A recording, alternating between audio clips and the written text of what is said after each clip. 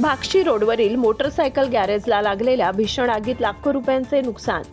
काल रात्री मध्यरात्रीच्या सुमारास भाक्षी रोडवरील साईबाबा मंदिराजवळील बिरोबा गॅरेजला लागलेल्या आगीत लाखो रुपयांचे आर्थिक नुकसान झाले असून दुकानात असलेल्या मोटरसायकल जळून खाक झाल्यात। याबाबत सविस्तर वृत्त असे। भाक्षी रोडवरील साईबाबा मंदिराजवळ असलेल्या बिरोबा मोटरसायकल गॅरेजला रात्री मध्यरात्रीच्या सुमारास आग लागली।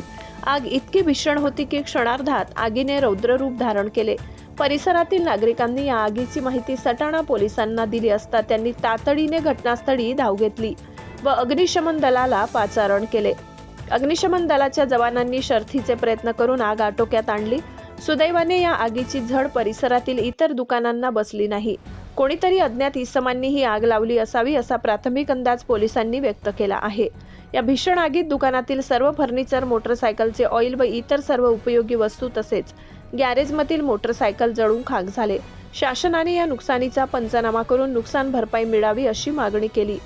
गॅरेज मालक यश पवार यांनी ही मागणी केली आहे। बीबी न्यूज महाराष्ट्रासाठी संतोष जाधव।